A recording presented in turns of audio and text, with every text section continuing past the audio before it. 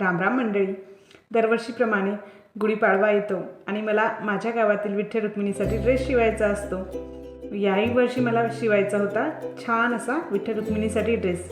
पण एक मोठा प्रॉब्लेम झाला, तो म्हणजे असा की आमच्या गावातील विठ्ठल रुक्मिणीची मूर्ती आधी छोटी होती आणि नंतर आता याच वर्षी नवीन मूर्तीचं प्राणप्रतिष्ठा करून ती स्थापन करण्यात आली आणि त्याचं माप माझ्याजवळ नव्हतं.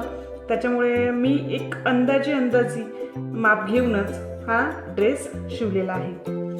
ड्रेसचा फायनल लुक मला तर आवडला, पण तो देवाला व्यवस्थित बसेल की नाही याची गॅरंटी नाही. आणि ते सुद्धा आपल्याला कळेल कधी, तर गुढीपाडव्याच्या दिवशी. तर मग देवाला कसा बसेल हा व्हिडिओसुद्धा मी नक्की शेअर करेन. पण आत्ता हा ड्रेस कसा बनला हे सुद्धा तुम्ही मला कमेंटमध्ये नक्की सांगा. हा गुढीपाडव्यासाठी बनवलेला विठ्ठल रुक्मिणीसाठी ड्रेस आहे. तुम्हाला आवडला की नाही ते सुद्धा मला नक्की कळवा. चला तर मग भेटू पुढच्या व्हिडिओमध्ये.